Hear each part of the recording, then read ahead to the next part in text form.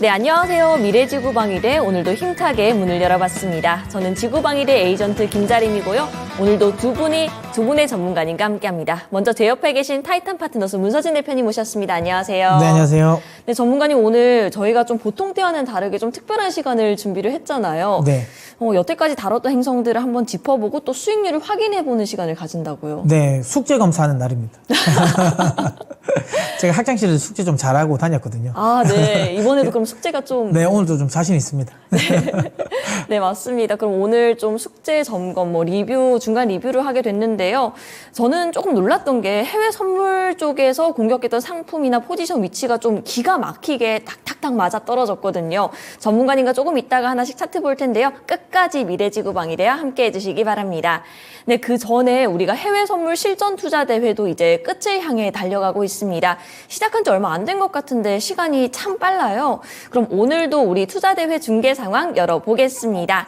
대만 유안타 대 대한민국 이베스투자증권 스코어 바로 열어주시죠.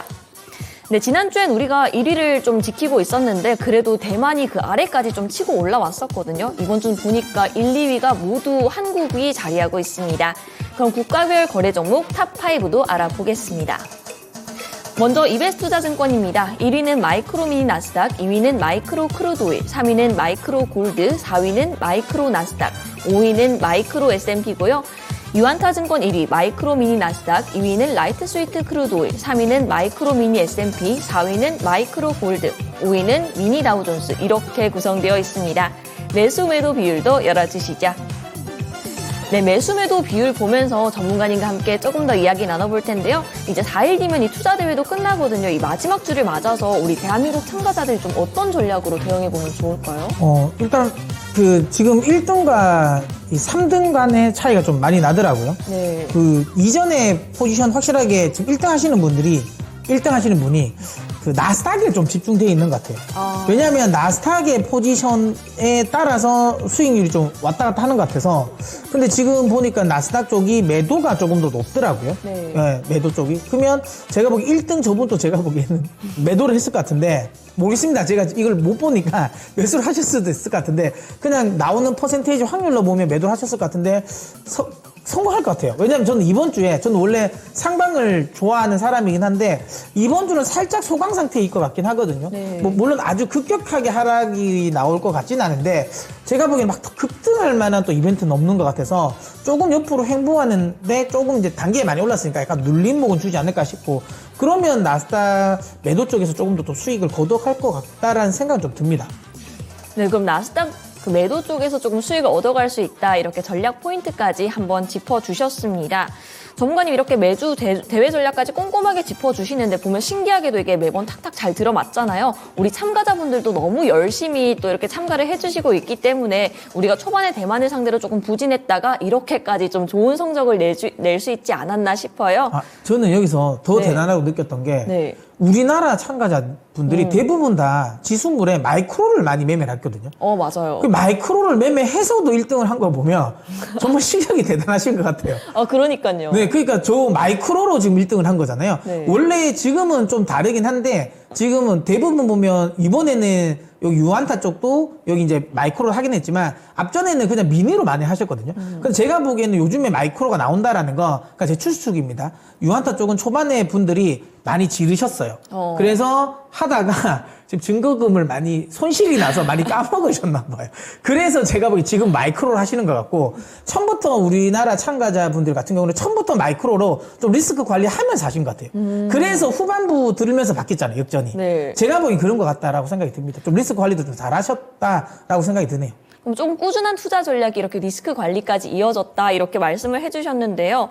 전문가님이 물론 이렇게 종목, 상품, 대회 전략 짚어주시는 부분들 우리 지구방위대에서도 매주 들어볼 수는 있지만 또 이쯤 되면 우리가 내년도 증시 전략에 대해서도 좀 궁금하잖아요. 워낙 추세적인 흐름을 잘 맞춰주시고 내년에 반도체에 대한 기대감도 조금 높은 만큼 우리 반지남, 반도체를 지키는 우리 문서진 전문가님께서 강연회를 여십니다. 12월 2일 그리고 12월 9일 이렇게 각각 서울과 부산에서 열리고요. 이번에 QR코드 지금 화면에 나오시는 거 이용해가지고 휴대폰 기본 카메라 켜서 갖다 대시면 링크가 하나 뜹니다. 이 링크 누르시면 참여 신청부터 강연회 문의까지 가능하다고 하니까요. 12월 주말 이렇게 꿀 같은 기회 놓치지 마시고 많은 참여 부탁드립니다. 이제 행성 공격에 앞서서 우리가 이번 주엔 어떤 일정들에 대비해야 하는지 한번 살펴봐야겠죠? 김유경 매니저님 주간 이슈 브리핑부터 김영일 전문가님과 함께 대비 전략까지 탄탄하게 챙겨가시죠.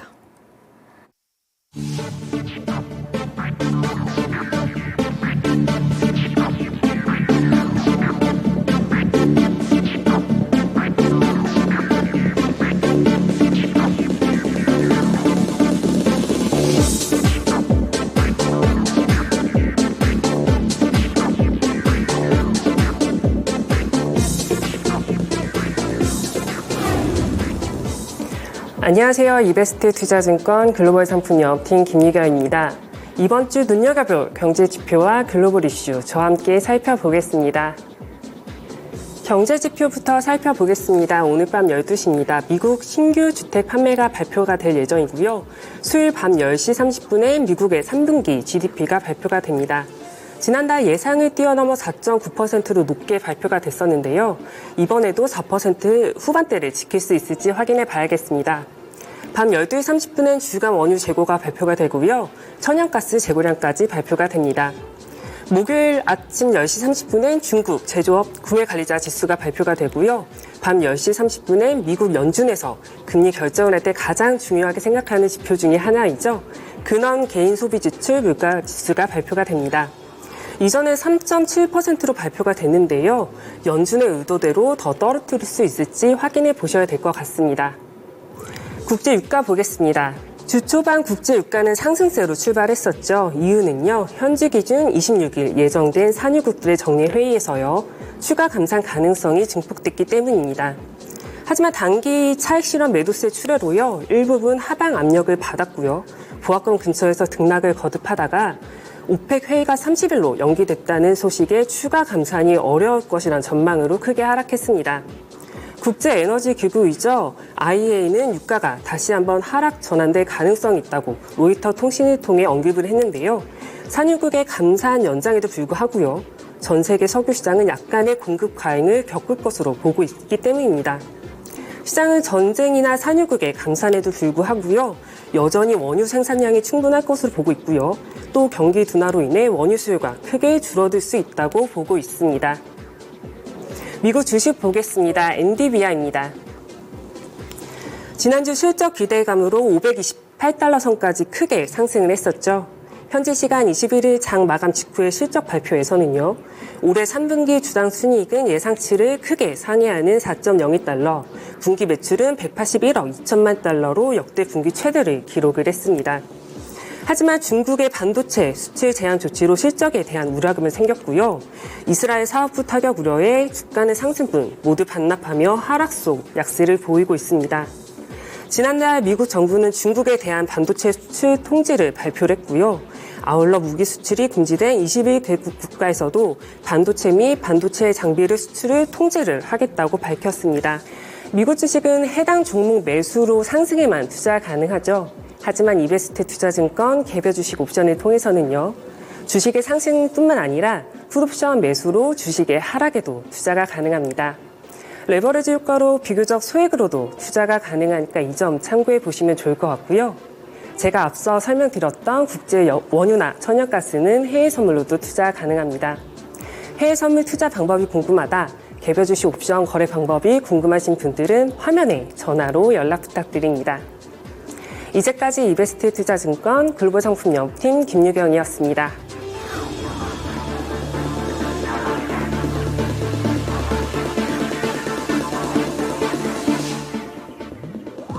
서기 2023년 지구는 날로 힘들어지는데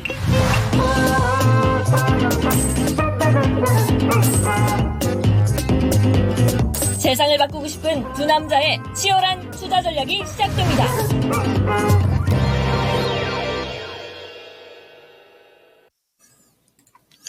반갑습니다. 김영일 전문가입니다.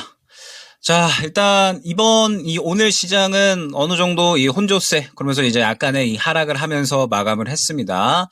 그러면서 이제 먼저 미증시를 이제 한번 살펴보고 가야 될 텐데 사실 지금 최근 시장에 대해서 굉장히 그렇게 이제 재미가 있는 시장은 아니다라고 많이 느끼실 것 같아요. 왜냐라고 하면 역시나 특별한 이벤트가 부재한 상황이다라고 보시면 될 것 같습니다.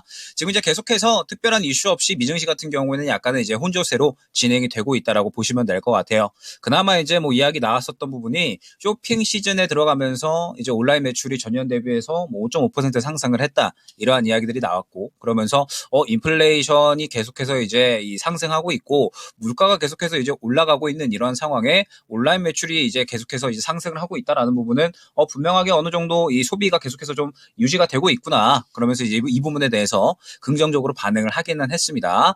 다만 이제 요 이슈가 그렇게 뭐 시장에서 큰 폭으로 이제 움직이지는 않았고 오프라인보다는 또 온라인이 오히려 더 싸기 때문에 온라인 매출이 올라간 거다. 이런 식의 해석도 진행이 되었었기 때문에 뭐 시장에서 큰 폭의 이제 이슈는 되지 않았다라고 보시면 될 것 같아요. 그러면서 최근에 이제 미증시 같은 경우에는 끌어올렸었던 종목들이 사실 완전하게 이 빅테크 종목이다라고 봐야 될 것 같거든요. 대형 빅테크 종목들이 이제 끌어올리면서 이제 미증시 같은 경우에는 계속해서 이렇게 이제 쭉쭉쭉 상승이 나왔었던 모습을 확인을 할 수가 있었는데 지금 현재 상황에서 빅테크 종목들이 약간은 주춤한 그러한 모습을 보였었습니다. 그러면서 이제 이 빅테크 종목들이 약간 주춤한 모습을 보이니까 중소형주들이 또 같이 상승이 나오게 되면서 빅테크가 멈춰가면 중소형주들이 상승이 나오고 중소형들이 약간 주춤하면 또 빅테크가 또 상승이 나오는 이러한 그림들이 나왔다라고 보시면 될 것 같아요. 뭐 종목별로 보게 되면 엔비디아 같은 경우에는 이제 중국용 칩이 최근에 상당히 좀 문제가 되고 있죠. 지금 아무래도 이제 이 미국의 제재가 계속적으로 중국에 가해지고 있고 그러면서 엔비디아가 그에 대해서 조금 이 피해를 입고 있는 그러한 상황인데 그러면서 이제 약간의 이 제재안들을 우회해서 중국용 칩을 만들었고 그 중국용 칩을 또 이 중국에다가 수출을 하겠다 이러한 이야기들을 했었지만 그 공급을 연기한다라는 소식에 대해서 결국에는 약세 흐름을 보였다라고 보시면 될 것 같습니다. 그러면서 빅테크 기업들 중에서는 이제 아마존과 테슬라만 소폭 상승을 했고 전체적으로 주춤한 모습 그러면서 중소형주들이 전체적으로 상승을 했었던 그런 모습들이 나왔었습니다. 미증시가 최근에 이제 계속해서 혼조세로 움직이고 있는 부분은 아무래도 이제 최근에 워낙에 많이 상승이 나왔었죠. 미증시가 지금 이제 계속해서 쭉쭉쭉 상승이 나오면서 지금 벌써 이제 전고점 구간에 도달을 했었습니다. 그러면서 이제 제가 저번 주 월요일 날에 언급을 드렸었던 부분이 무엇이냐. 결국에는 최근에 미증시가 워낙에 상승이 많이 나왔기 때문에 이제는 전고점을 뚫어주는 움직임을 보여주려면 추가적으로 또 좋은 이슈가 하나 정도는 나와줘야 된다라고 말씀을 드렸었죠. 최근에 이제 이 경기 침체에 대한 우려감들도 어느 정도 가라앉고 있고 그 다음에 뭐 유가라든지 금리 이런 이제 시장에서 우려감을 가질 만한 지표들은 계속해서 정체되고 있는 그러한 상황이기 때문에 긍정적 이 이야기들이 계속해서 나와주고 있습니다. 그런데 그 긍정적 이야기들이 어느 정도 이 시장에 많이 반영이 되었기 때문에 지금 현재 상황에서는 이제 추가적으로 하나 정도는 더 이야기가 나와야지 전고점을 뚫고 갈 수가 있다라는 거죠. 그런데 지금 현재 상황에서 이 추가적인 이야기가 나오고 있지 않기 때문에 계속적으로 재료 없이 업종 장세 형태가 그대로 나타나고 있다라고 보시면 될 것 같습니다. 그리고 이러한 흐름은 우리 시장도 완전하게 마찬가지라고 보시면 될 것 같아요. 우리 시장 같은 경우에도 제가 저번 주에 이제 월요일 날에 이야기를 할 때 뭐라고 말씀을 드렸었냐면 우리 시장 같은 경우에도 코스피 기준으로 봤을 때 이전 고점에 도달을 한 위치다라고 말씀을 드렸었죠. 그렇기 때문에 이전 고점에 도달을 했다라고 하면 여기에서 추가적으로 이슈가 나와줘야지 앞선 구간의 매물대를 뚫어줄 수가 있는 것이고 만약에 그렇지 않고 추가적인 이슈가 나오지 않는다라고 하면 이전 고점, 박스권 고점에서 어느 정도 차익 실현이 나오면서 개별주 장세로 완전히 흘러갈 수가 있을 것이다 라고 저번 주 월요일 날에 말씀을 드렸었습니다. 그리고 지금 현재 그런 그림이 계속해서 쭉 이어지고 있다라고 보시면 될 것 같습니다. 우리 시장 같은 경우에 지금 현재 에코프로 머티리얼, 그 다음에 두산 로보틱스 이 두 종목이 지금 완전하게 거래 대금을 다 빨아가고 있는 그런 형태다라고 보시면 될 것 같아요. 지금 현재 이 두산 로보틱스와 에코프로 머티리얼즈에 완전하게 거래 대금이 쏠리게 되면서 지금 이 두 종목이 개별주 장세에서 가장 크게 움직이고 있는 종목이다라고 봐야 될 것 같고 그러면서 이제 그 외에 이슈가 있는 일부 개별주들만 상승이 나오고 있다라고 보시면 될 것 같습니다. 에코프로 머티리얼즈가 상승이 나오고 있음에도 불구하고 에코프로 그룹주다 혹은 혹은 이제 뭐 이 포스코 그룹주들은 완전하게 반응을 보여주고 있지 않죠. 지금 현재 상황에서 딱히 이 주도주가 움직이는 그림이 아니라 에코프로 머티리얼즈나 두산 로보틱스가 개별주 성격으로 움직이고 있기 때문에, 그렇기 때문에 지금 현재 상황에서는 주도주는 아직까지는 멈춰 있다라고 생각을 해주시면 될 것 같습니다. 자, 그러면서 오늘 시장의 특이점이 한 가지가 이제 더 있다라고 한다면은 예스티의 움직임이었던 것 같아요. 예스티가 이제 이번에 이 HBM 관련주 흐름으로 이제 수혜를 받고 이제 움직였다라고 보시면 될 것 같은데, 사실 기존에 움직였었던 종목들은 뭐 이제 STI라든지 아니면 뭐 한미반도체, 뭐 HPSP 뭐 이러한 종목들이 주로 움직였었죠. 하나마이크론이나 이러한 종목들이 주로 움직였었는데, 이러한 종목들은 오늘 상승이 나오기는 했지만 완전하게 반도체 쪽에서 상승을 주도했었던 종목은 아니었던 것 같습니다. 오늘 같은 경우에는 예스티나 혹은 이제 뭐 심텍, 뭐 두산테스나 민호공업 등등 해서 HBM 관련주들이 이제 완전히 상승이 나왔다라고 보시면 될 것 같아요. 그렇기 때문에 뭐 지금 현재 상황에서 뭐 아무래도 이 HBM 관련주들이 크게 이제 상승이 나왔던 부분이 약간은 이제 특이점이다라고 볼 수 있을 것 같고, 여태까지 상승이 나왔었던 종목들 대비해서 다른 종목들이 조금 더 상승이 나왔다라고 이제 생각을 해주시면 될 것 같습니다. 자, 그러면 이번 주 같은 경우에는 시장이 이제 어떻게 진행이 될 것인가, 이 부분이 상당히 중요하겠죠. 여전히 지금 현재 미증시 같은 경우에는 고점 구간에 위치해 있고요. 고점 구간에 위치하면서 마찬가지로 우리 증시 같은 경우에 오늘 꺾이는 모습이 나타났습니다. 지금 현재 코스피 기준으로 봤을 때 고점 구간에 부딪히면서 약간은 추세가 꺾이는 모습이 나타났기 때문에 이제는 추가적으로 박스권 고점에서 차익 실현이 더 나올 수가 있겠구나라는 부분을 우리가 생각을 해야 됩니다. 그러면 지금 현재 기준으로 봤을 때 1차 지지라인은 코스피 기준으로 2450 구간, 그 다음에 2400 구간이 2차 지지라인이 될 것 같거든요. 이 박스권 고점에서 차익 실현이 나오고 있는 그런 상황이기 때문에 이제는 리스크 관리가 어느 정도는 필요하다라고 보시면 될 것 같습니다. 고점에서 약간은 이제 꺾이면서 이제 수익 볼 수 있는 종목들을 어느 정도 수익을 챙기고, 반등이 어느 정도 잘 나온 종목들은 추가적으로 추가적인 상승이 나오지 않는다라고 하면 이제 어느 정도 마찬가지로 정리하고, 이런 식으로 어느 정도 대응이 필요할 만한 구간인 것 같거든요. 지금 현재 시장은 완전하게 종목 장세가 진행이 되고 있는 그런 상황이기 때문에 일부 가는 종목만 가는 장세가 진행이 된다라고 보시면 될 것 같습니다. 그러면서 이번 주 같은 경우도 마찬가지로 종목 장세가 진행이 될 거기 때문에, 결국에는 종목 장세가 진행이 된다라고 하면 가는 종목만 건드려야지 우리가 수익을 챙겨 나갈 수가 있는 거거든요. 시장을 이겨내고 결국에는 이 가는 종목을 잘 컨택을 하는 게 이번 주에 가장 중요한 포인트다라고 생각을 해주시면 될 것 같습니다. 자, 그러면 결국에는 우리가 이제 이번 주에 잡아야 될 전략 같은 경우에도 동일하다라고 보시면 될 것 같아요. 어떠한 전략을 잡아야 되냐? 결국에 제가 이제 계속해서 강조드리는 부분이 무엇이냐? 저번 주에도 그렇고 이번 주에도 그렇고 사실 지금 현재 시장의 그림은 똑같다라고 보시면 될 것 같아요. 지금 계속해서 이제 고점 부근에 부딪히면서 약간의 차익 실현이 나오고 있는 상황이기 때문에 이러한 분위기가 계속해서 흘러가고 있습니다. 에코프로 머티리얼즈가 지금 현재 상장을 하고 나서 계속해서 수급이 쏠리는 이유, 결국에는 개별주 시장이 계속해서 연출이 되고 있고, 개별주 시장이 연출이 되는 가운데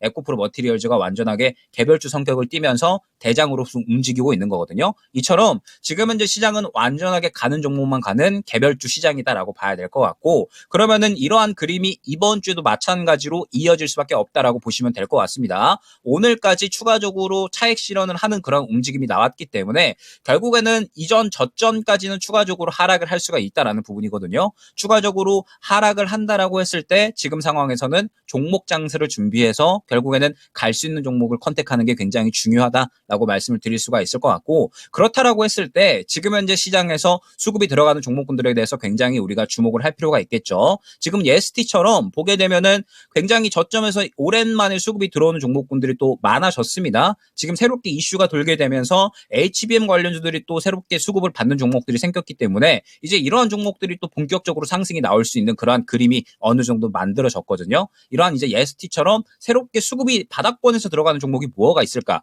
이렇게 이제 수급이 바닥에서 들어가는 종목들은 시장이 떨어짐에도 불구하고 추가적으로 상승이 나올 수가 있는 종목군들이 된다라는 뜻이 되거든요. 그렇기 때문에 이러한 종목들을 한번 이제 눌릴 때마다 이제 모아가면 충분히 또 급등세를 우리가 어느 정도는 또 기대를 해볼 수가 있겠죠. 그러면서 이제 이렇게 이 수급이 들어가는 종목들을 계속해서 우리가 서칭을 할 필요가 있다라는 점. 그러면서 이러한 그림들이 아마 저는 FOMC까지는 계속해서 좀 유지가 될 것이다라고 보고 있습니다. FOMC까지는 결국에는 우리가 시장에서 기대할 만한 이슈가 딱히 없기 때문에 시장에서 변동성을 이끌어낼 만한 이슈가 딱히 없는 상황이거든요. 그렇다라고 하면 지금 현재 이러한 박스권을 계속해서 왔다 갔다 할 수 있는 그런 가능성이 커진다라고 보시면 될 것 같고, 결국에는 이번 FOMC가 이 분기점이 될 텐데 FOMC에서도 금리 인하에 대한 이야기가 나오는지 그렇지 않은지에 따라서 결국에는 또 방향성이 나뉘게 될 겁니다. 그렇기 때문에 우리가 지금부터 이제 계속해서 준비를 해야 될 부분, FOMC는 다가오고 있죠. 지금 이제 3주도 안 남았습니다. FOMC가 계속해서 이제 다가오고 있는 그러한 상황인데, FOMC 결과가 분기점이 된다라고 한다면, 그리고 FOMC까지 계속해서 종목 장세가 이어진다라고 한다면, FOMC까지는 종목 장세에 맞는 전략을 계속해서 우리가 꾸려나갈 필요성이 있다라는 점. 그러면서 그 전략을 꾸려나간다라고 했을 때 결국에는 지금 최근에 에코프로 머티리얼즈나 두산 로보틱스, 예스티 이런 종목들의 움직임을 봤을 때 결국에는 수급 받아주는 종목들이 계속해서 상승이 나오는 거거든요. 그렇기 때문에 새롭게 수급이 받아주는 종목들이 어떠한 종목들이 있는지 계속해서 지켜볼 필요성이 있을 것 같고요. 그러면서 지금 현재 이 박스권 이 종목 장세에 맞는 수급주가 이제 어떠한 종목이 있는지 계속해서 꾸려나갈 필요성이 있을 것 같고, FOMC 결과를 보고 나서 또 그 분기점이 맞게 방향성을 또 우리가 파악을 하고 전략을 또 꾸려나갈 필요성이 있겠죠. 한동안은 종목 장세가 유지가 될 거기 때문에 지금 상황에서는 우리가 저번 주에 이어왔었던 전략을 계속해서 유지를 한다라고 보시면 될 것 같습니다. 이번 주에도 추가적으로 종목 장세가 이어질 거니까 박스권 종목 장세에 맞는 전략은 과연 또 어떠한 전략이 또 최적의 전략일까? 그러면서 또 어떠한 종목이 새롭게 수급을 받아주면서 상승이 나와줄까를 보시면서 이번 주 전략 꾸려나가시면 어렵지 않게 또 수익을 챙겨 나갈 수 있지 않을까 생각이 됩니다.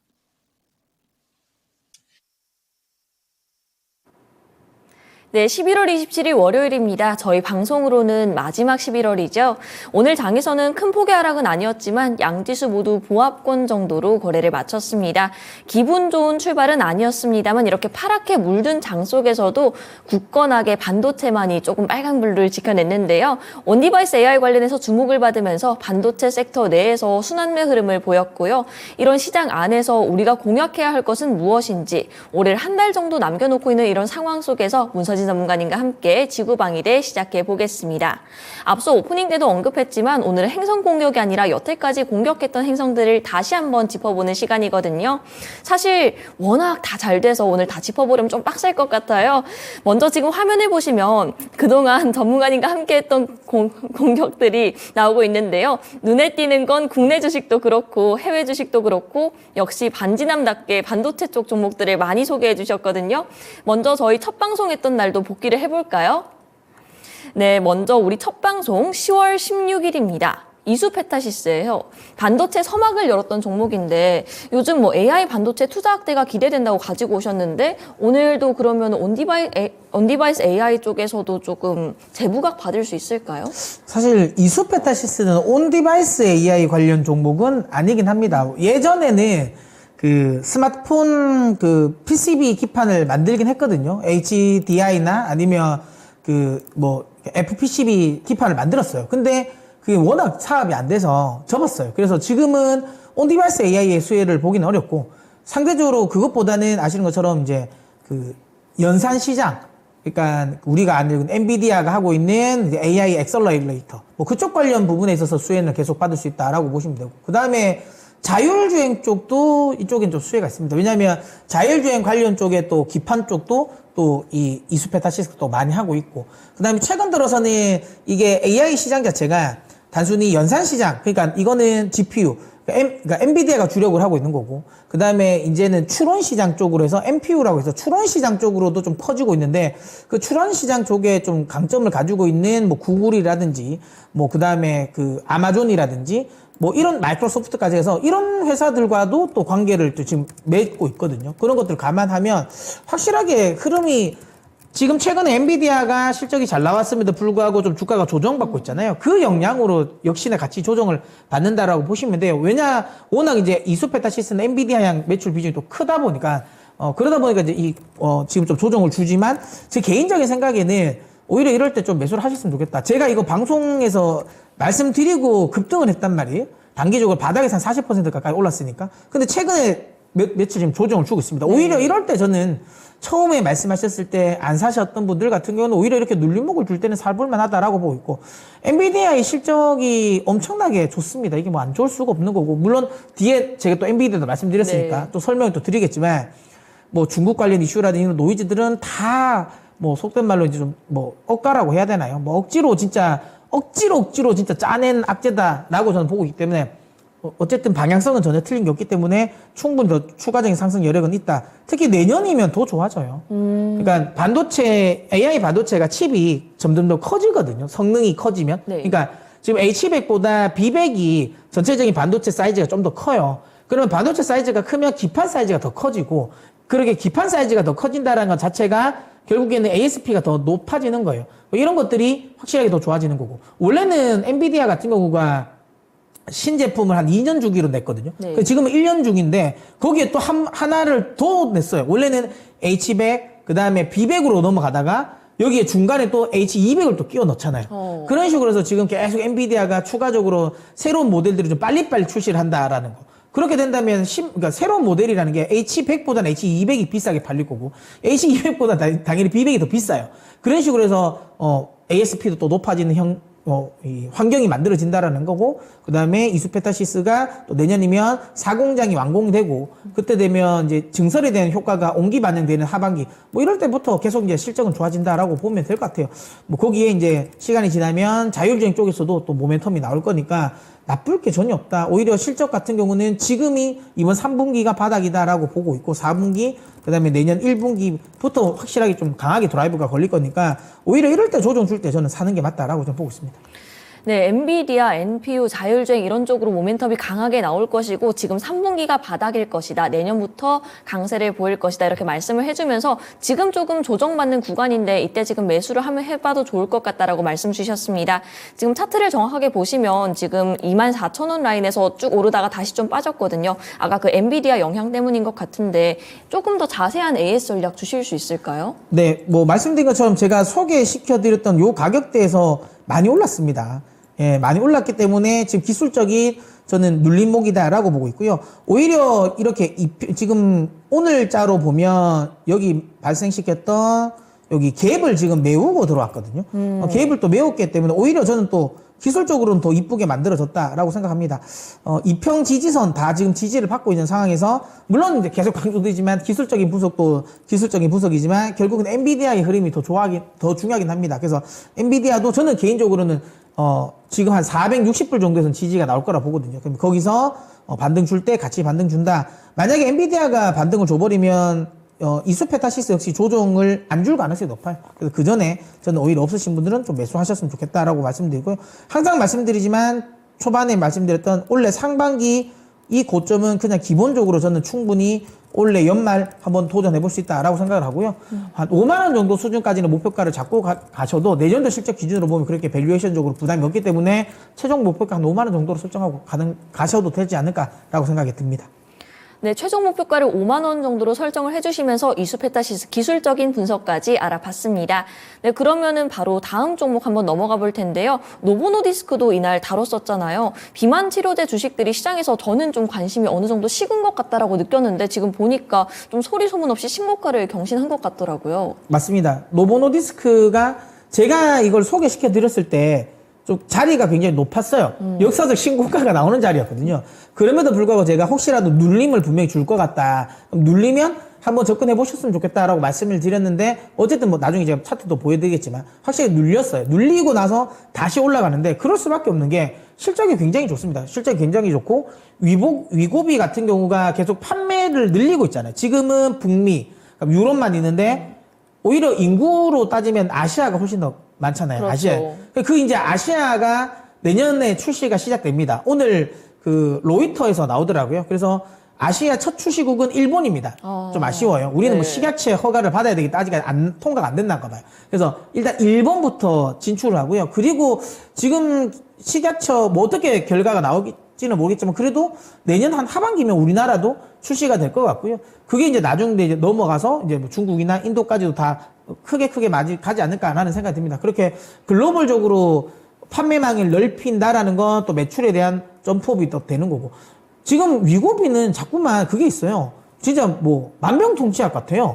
뭐 하면 자꾸만 뭐에도 좋다, 뭐에도 좋다가 나와요. 신장에도 좋다, 심장에도 좋다, 치매에도 좋다. 지금 자꾸만 뭔가 새로운 게 계속 나오거든요. 얼마 전에는 고혈압에도 좋다고 하니까 진짜 만병통치약을 만들었나? 라는 생각도 드는데 아무튼 뭐 그것도 그거지만 일단 기본적으로 그 다이어트 시장 자체, 비만 치료 시장이 워낙 크니까 제가 보기에는 이쪽 관련 매출에 계속 이제 긍정적으로 나올 것 같다라고 생각을 합니다. 그리고 지금 일본 쪽에 또 출시 가격이 생각보다 안 비싸더라고요.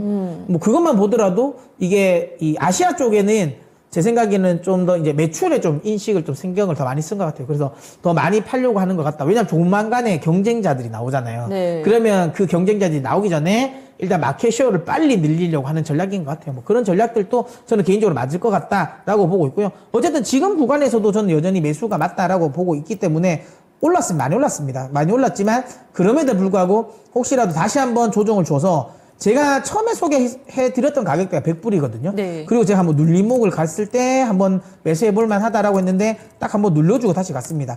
지금은 한 100불 정도까지 다시 내려오면 다시 매수를 해볼만 하다라고 보고 있고, 뭐 저는 뭐 이 노보노디스크는 위고비 판매량이 뭐 둔화됐다 이런 소리가 들리지 않는다면 계속 끌고 가셔도 되지 않을까 그렇게 생각합니다. 네, 다이어트 시장에 대한 성장성 그리고 노보노디스크의 아시아 시장 진출 등의 좋은 이슈들이 현재 나와 있는 상황인데요.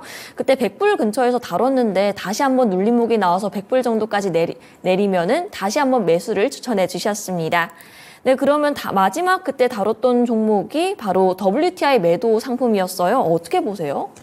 이게 제가 한 번씩 좀 이런 거 하면 좀 희열을 좀 느끼는 이거긴 한데, 그때 당시만 대부분의 많은 이런 이 IB들이나 이런 쪽에서 무슨 이야기가 나왔냐면 그 이야기가 많이 나왔어요. 그러니까 그때 하마스 관련 전쟁이 나오면서 150불까지 간다라는 이야기가 나왔었거든요. 맞아요. 맞죠? 근데 제가 그때 안 갈 것 같다. 예, 그때 막 이집트랑 하마스, 이란 이거 다 설명드리면서 가능성이 거의 없다. 오히려 내릴 가능성이 높다. 그리고 연말이면 감산에 대한 것도 좀 이 마무리될 가능성이 높다. 왜냐하면 아프리카는 중동 산유국과 다르게 지금 재정적으로 굉장히 힘들기 때문에 분명히 감산을 안 할 것이다 라고 10월 달에 말씀드렸어요. 근데 지금 정확하게 아프리카가 그 이야기를 하고 있잖아요. 아, 맞아요. 감산 관련 이슈에서 지금 노이즈가 생기는 게, 야, 중동 너희는 이미 너희는 그러니까 많이 뽑을 만큼 기본 쿼터를 많이 늘려놨으니까 여기서 줄이는다 해도 별로 줄이는 거 아니잖아. 우리는 이제 기술이 많이 발전 안 돼서 기본 전체적인 쿼터가 줄었는데 여기서 왜 또 줄여라고 해? 안 돼. 우리는 그렇게 못하겠어. 라고 하고 있었거든요.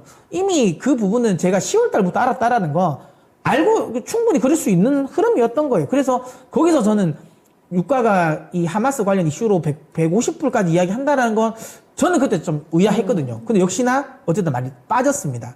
이게 지금 75불까지 어쨌든 강하게 밀고 내려와 있는 상태입니다. 근데 여기에서는 일단 기술적으로는 좀 지지선은 있어요. 이게 75불 밑으로 끌고 내려가기에는 아직까지 완벽하게 이 감산과 관련 이슈가 뭐 어디다라고 명확하게 나오지 않았기 때문에 다시 치고 올라갈 수 있는 환경은 있어요. 그리고 75불이라는 것 자체도 여기서 추가적으로 수요 둔화에 대한 우려감이 큰 이슈가 나오지 않으면 또 끌고 내려가기 좀 애매한 가격대이긴 하거든요. 그래서 여기서는 한번 지지를 받을 수는 있겠다. 단기적으로. 하지만 추세적으로 상승할 가능성은 저는 여전히 없다.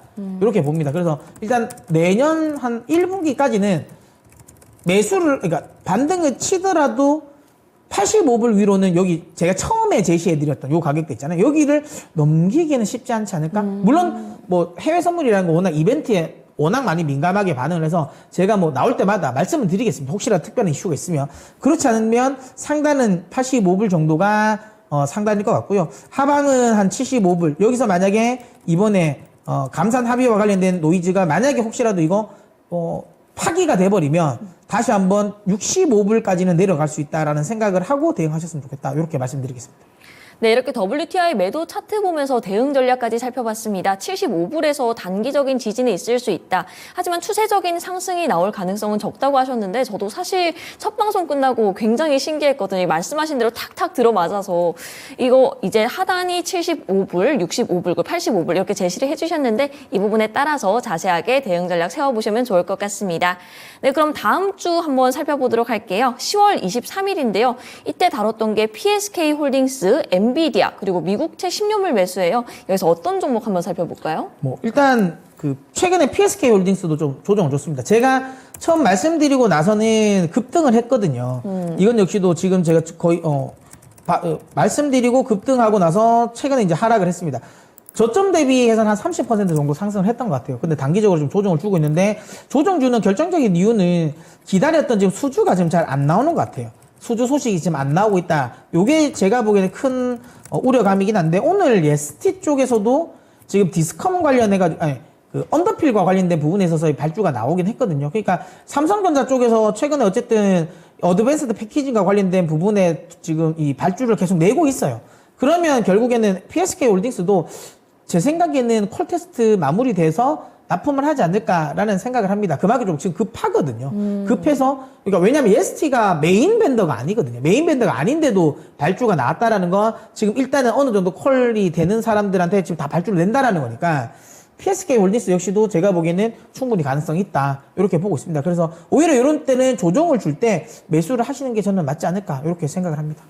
네, PSK 홀딩스 급등하다가 지금 약간 조정 구간에 들어와 있습니다. 수주 문제 때문인 것 같다라고 말씀하시고요. 오히려 이런 조정 구간을 이용해서 다시 한번 매수 전략 세워보시는 것도 좋을 것 같습니다. 네, 바로 그러면 엔비디아 쪽 한번 넘어가 볼까요? 엔비디아가 실적 발표 이후에 아까 말씀하셨다시피 좀 호실적에도 불구하고 주가는 좀 하락하는 모습을 보였어요. 시장에서는 온디바이스 주식은 급등을 하고 엔비디아 HBM 쪽은 조정을 받고 있다. 이렇게 해석을 해도 될까요? 지금 왜냐하면 워낙 많이 올랐으니까. 온디바이스 AI와 관련된 부분은 모멘텀이 상대적으로 적었거든요. 이렇게까지 진심일 줄 몰랐다라는 거죠. 근데 이번에 샘 알트만이 나가면서 손정희 회장이랑 만나면서 그러니까 온디바이스 AI 관련 스타트업을 만들었잖아요. 네. 그런 것만 보더라도 AI 관련 쪽에 어느 정도 그러니까 위치에 있는 사람들은 온디바이스 AI를 생각하는구나라는 게 이번에 좀 밝혀진 거고 그러면서 온디바이스 AI 쪽에 힘이 좀 더 강하게 붙었거든요. 저는 이거 저희가 이제 이 라이브 그러니까 제 개인 채널 네. 개인 채널 유튜브 개인 채널에서도 라이브를 할 때 이거 오늘 말씀을 많이 드렸거든요. 생각보다 온디바이스 AI 흐름은 좀 셀 것 같다라고 말씀을 드렸는데 중요한 건 그래도 엔비디아는 전혀 영향은 없다. 이렇게 보시면 됩니다. 기본적인 이 연산 관련 부분에 있어서 그러니까 GPU가 기본 베이스가 돼야 돼요.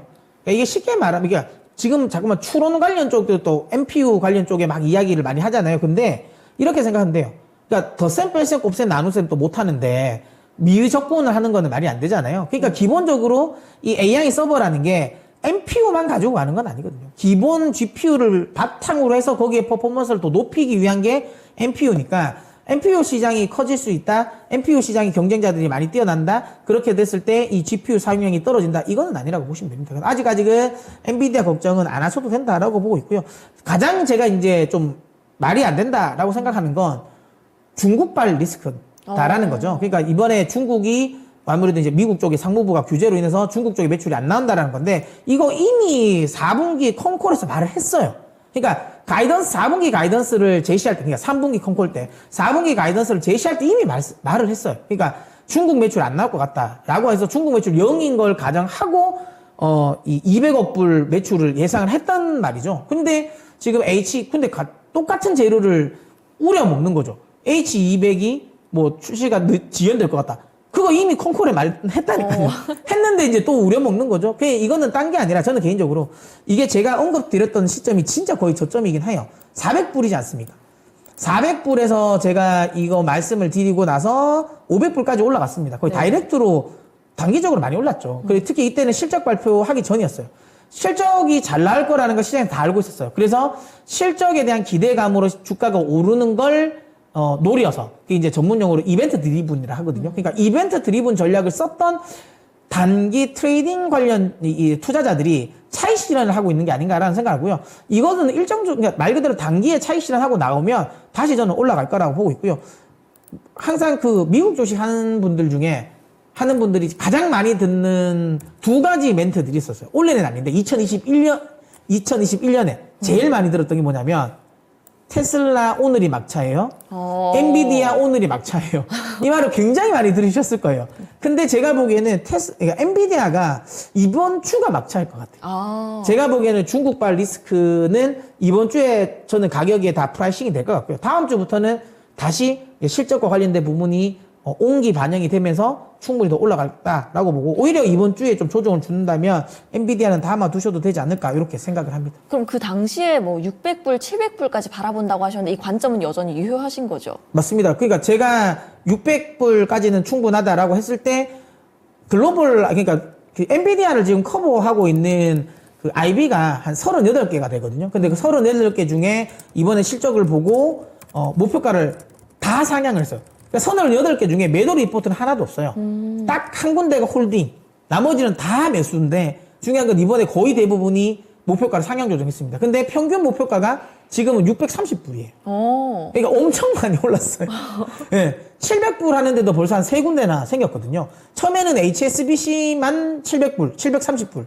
그래서 다 미쳤다 이랬거든요. 근데 지금은 그 미쳤다고 했던 사람들이 벌써 두 군데나 더 올렸습니다. 평균적으로 한 630불 정도 목표가니까 충분히 저는 그 흐름을 따라가지 않을까 싶습니다. 제 600불은 지금 오히려 지금 와서 보면 굉장히 보수적인 전망이었던 거예요. 제가 400불도 600불 이야기했을 때는 엄청 커 보이는데 지금은 또 600불은 굉장히 좀 그렇게 보수적으로 보이잖아요. 충분히 600불까지 근데 가능할 것 같다라는 생각이 듭니다. 네, 엔비디아 이렇게 가격 전망까지 알아봤습니다. 근데 엔비디아도 그렇고 아까 잠깐 이야기했던 온디바이스 AI 이런 부분들이 굉장히 요즘 핫한 주제잖아요. 근데 또 반도체 하면 반지남 문서진 전문가님 아닙니까? 시장 뷰부터 전략까지 워낙 잘 보시는 분이다 보니까 다들 궁금해하실 것 같은데요. 오프라인 강연에서 이제 온디바이스에 대한 이야기도 많이 하시고 또 종목에 대한 이야기도 살짝 하실 거라고 제가 이야기를 들었거든요. 이 강연의 이야기 어디서 더 들어볼 수 있을까요? 네, 제가 이번 주입니다. 벌써 왔네요. 예, 이번 주 토요일 날 서울 여의도에서 제가 강연을 하고요. 방금 말씀드린 것처럼 이번에 오시면 반도체, 온디바이스 AI 이거 도대체 온디바이스 AI 자체가 뭔지도 모르는 투자자분들 많잖아요. 그 관련 설명, 그 다음에 핵심 수혜주까지 제가 공개를 해드리고 그 다음에 2024년 시황 전망까지 다 해드릴 테니까 시간 되시는 분들 많이 와 주십시오. 신청 방법은 저기 나오는 대로 하시면 될 것 같고요. 그 다음에 다음 주 또 토요일은 또 부산 또 갑니다. 그래서 지방에 계신 분들은 또 그때 시간 되시면 또 많이 참석해 주십시오. 네, 서울 그리고 부산에서 이렇게 오프라인 강연회가 열린다고 하는데 뭐 온디바이스 AI 그리고 반도체 뭐 내년도 증시 전략까지 정말 다양하게 탄탄하게 찾아갈 수 있는 기회인 것 같습니다. 많은 참여 부탁드립니다. 네, 그럼 이제 다음으로 10월 30일자 방송 한번 넘어가 보겠습니다. 이때는 LS, 온투이노베이션, 엔화 매수 이렇게 다뤘거든요. 네, LS는 요거는 조금 아픈 손가락 중에 하나입니다. LS는 소개시켜 드린 이후에 물론 좀 하락은 했는데 최근에는 다시 올라왔어요. 그래서 제가 이제 언급 드렸던 그 부분까지는 좀 올라온 것 같은데 탄력이 상대적으로 좀 둔화되는 게 좀 아쉽긴 합니다. 근데 이제 LS 같은 경우는 많은 좀 그 우여곡절들이 있었어요. 처음에는 별로 흐름이 없다가 2차 전지 가면서 2차 전지 종목인가 해서 움직이다가 갑자기 초전도투로 엮이면서 갑자기 급등이 나오면서 이때죠. 매물대를 확 생겨버렸어요. 네, 그러면서 맞아요. 이제 이게 빠지면서 초전도체 빠질 때도 빠졌고 2차 전지 빠질 때도 빠졌어요. 그러면서 다 빠져버렸어요. 반등이. 근데 핵심적인 건 LS는 물론 2차 전지 관련 쪽도 맞죠. 왜냐하면 전구체 사업을 하니까 맞습니다. 맞는데 핵심은 그래도 이 회사는 전력망 관련 쪽이 핵심이라고 보시면 되고요. 구리 가격에 연동한다고 보시면 되고, 근데 최근에 구리 가격이 반등을 주고 있고, 그 다음에 전기와 관련된 부분, 전력망과 관련된 부분이기 때문에 내년에 사우디, 네옴시티, 그 다음에 지금 이스라엘 하마스가 휴전 관련 이슈가 종전 이슈가 나오고 있잖아요. 근데 내년이면 러시아 우크라이나전 관련 종전까지는 모르겠지만 휴전에 대한 이슈도 있다. 이런 것들을 감안했을 때 충분히 내년을 생각해서 저는 보유하고 계셔도 된다라고 보기 때문에 지금은 저는 가지고 계신 분들이라면 전 적극적으로 홀딩 하셨으면 좋겠다. 이렇게 말씀드리겠습니다. 네, 전력망 관련해서 최근 구리 가격이 반등도 하고 있고 네옴시티나 휴전 관련한 이슈도 좀 좋게 엮여 있으니까 함께 보시면 좋을 것 같고요. 바로 다음 종목 넘어가 볼게요. 온투이노베이션인데요. 어떻게 보세요? 이것도 지금 많은 분들이 온투이노베이션을 모르시는 분들도 많으셨을 거예요. 근데 이것도 제가 말씀드리고 이틀 만에 좀 급등이 나와버렸어요. 그러니까요. 예, 근데 하지만 중요한 건 지금 가격대도 전 충분히 매력적인 가격이라고 보시면 돼요. 이게 말씀드리고 그 다음날 바로 이렇게 급등이 나왔는데 확실하게 여기 나왔던 가를 안 깨고 있잖아요. 네. 이건 뭐 저희가 보기엔 상승 플랫폼이다라고 보고 있고 기가 조정 이후에 다시 한번 반등이 나올 가능성이 높다라고 봅니다. 역시나 AI 시장이 발전하면서 당연히 반도체 시장이 커질 수밖에 없고요. 그렇게 되면서 검사 장비 많이 들어갈 수밖에 없습니다. 온투 이노베이션 역시도 저는 계속 홀딩하셨으면 좋겠다. 이렇게 말씀드리겠습니다. 네, 온투 이노베이션이 우리 방송 이후에 많이 올랐어요. 그럼에도 불구하고 아직도 매력적인 구간이다라고 말씀을 해주셨고요. 바로 다음 엔화 매수로 넘어가 볼게요. 엔화 매수 그때 엔화가 33년 내 최저점에 위치했다 이렇게 말씀을 하시면서 상승에 투자하면 되겠다고 말씀해 주셨는데 어떻게 보세요? 맞습니다. 제가 말씀이 그때는 제가 이제 그 BOJ 통화정책 회의가 있는 날 제가 말씀을 드렸는데 이때는 저는 개인적으로 조금 이제 그러니까 YCC 관련 부분을 좀 완화를 할 거다라고 해서 급등이 나오지 않을까라고 했는데 오히려 제 예상과 달리 급락이 나왔었어요. 다행스럽게 제가 제시해드렸던 손절가를 안 깼어요. 그리고 나서 다시 반등이 났습니다. 그러면서 제가 처음에 제시해드렸던 가격대보다는 더 올라갔어요. 그때가 요 라인대였거든요. 근데 지금은 그 위에 올라와 있습니다. 엔화는 어쨌든 지금 구간에서는 저는 저점이라고 생각합니다. 여기서 더 떨어지기는 어렵지 않을까라는 생각하기 때문에 만약에 엔화를 가지고 계신 분이라면 저는 더 홀딩하셨으면 좋겠고 새롭게 만약에 엔화를 사고 싶으신 분이라면 저는 매수 지금 자리도 전 나쁘지 않을 거다 이렇게 생각됩니다. 네, 엔화 매수 전략까지 살펴봤습니다. 그럼 빠르게 11월 6일자 방송으로 넘어가 보겠습니다. 하나머티리얼즈, 퀄컴, 구리 매수 이렇게 제시를 해주셨습니다. 어떤 종목부터 살펴볼까요? 일단 하나머티리얼즈는 지금은 좀 평이할 것 같고요. 충분히 좋은 가격대라서 제가 드렸던 전략대로 가시면 되고 저는 퀄컴을 좀 말씀을 드릴게요. 이게 지금 우리 오늘 시장에서 가장 관심이 많았던 온디바이스 AI 핵심 종목입니다. 예, 그때도 제가 말씀드렸지만 그 자율주행에서 거의 적수가 없다. 그러니까 지금 테슬라를 제외하면 대부분의 자율주행을 하는 AP는 퀄컴이 다 만든다 그랬잖아요. 그리고 온디바이스 AI에서도 가장 강점을 보이는 회사라고 보시면 됩니다. 뭐 지금 구간에서 물론 많이 올랐습니다. 말씀드리고도 좀 많이 올랐지만 근데 이거 길게 차트를 내려다 보시면 아시겠지만 아직까지 멀었다라는 거죠. 왜냐하면 이때가 스마트폰의 성장성 자체가 꺾이면서 퀄컴에서 관심이 많이 없었어요, 시장에서. 근데 이제 다시 한번 온디바이스 AI가 나오면서 스마트폰 시장을 다시 보게 됐다. 그 다음에 자율주행 시장을 다시 보게 됐다. 이런 것들 감안하면 저는 제2의 도약이 나오지 않을까라고 생각해 퀄컴 좀 관심 가지셨으면 좋겠다. 이렇게 말씀드리겠습니다. 네, 퀄컴이 온디바이스 AI 핵심 종목으로 꼽히잖아요. 그렇게 많이 오르긴 했지만 여전히 좋은 구간이다. 좀 눈여겨보셨으면 좋겠다라고 말씀해 주셨습니다. 마지막으로 구리 매수 볼게요. 구리 매수는 어떻게 생각하세요? 구리도 저는 타이밍이 굉장히 좋았다고 봅니다. 예, 이것도 역시나 제가 언급드리고 한번 눌렸다가 그 다음에 다시 반등이 나왔거든요. 구리 가격은 반등이 나올 가능성이 높다. 왜냐하면 어쨌든 지금 전기차 시대로 넘어가면 구리 사용량이 늘어날 수밖에 없고 그 다음에 많은 글로벌적인 인프라 투자 관련 이슈가 있기 때문에 당연히 전력망 관련 수요도 늘어날 수밖에 없는 거고 그 다음에 뭐 신재생 에너지 이쪽도 다 구리 수요가 늘어날 수밖에 없어요. 그래서 구리 수요는 우상향할 가능성이 높기 때문에 완만하게 상승할 수 있다. 그래서 저는 구리도 역시나 매수 포지션 유지하셨으면 좋겠다. 이렇게 말씀드리겠습니다. 네, 구리 매수 포지션까지 말씀을 해주셨고요. 11월 13일 방송으로 넘어가겠습니다. 한솔케미칼, 올라플렉스홀딩스, 유로 매수 이렇게 나와 있습니다. 그럼 한솔케미칼 먼저 살펴볼까요? 네, 한솔케미칼 역시도 지금 그러니까 온디바이스 AI가 결국에는 스마트폰이나 PC 시장의 수요를 늘리게 하는 거거든요. 그러면 전체적인 반도체 수요가 늘어난다라는 거고 그 다음에 특히 지금 PC라든지 스마트폰 같은 경우는 낸드도 많이 들어가요. 그러면 여기에 그때 말씀드린 것처럼 한솔케미칼의 수요가 늘어날 수밖에 없고 그리고 저때 제가 말씀드린 것처럼 공정 전환과 관련된 그러니까 3나노 공정 GAA라고 그랬잖아요. 이게 삼성이 지금 온디바이스 AI를 하려고 하잖아요. 네. 이번에 엑시노스를 원래 안 하다가 이번에 새롭게 온디바이스 AI를 하기 위해서 내년도 그러니까 S24에 다시 넣으려고 합니다. 뭐 그런 것들 관련해서 삼성 파운드리가 커지면 커질수록 당연히 한솔케미칼 수혜가 될 수밖에 없다. 이렇게 보기 때문에 저는 홀딩 하셨으면 좋겠다. 이렇게 말씀드립니다.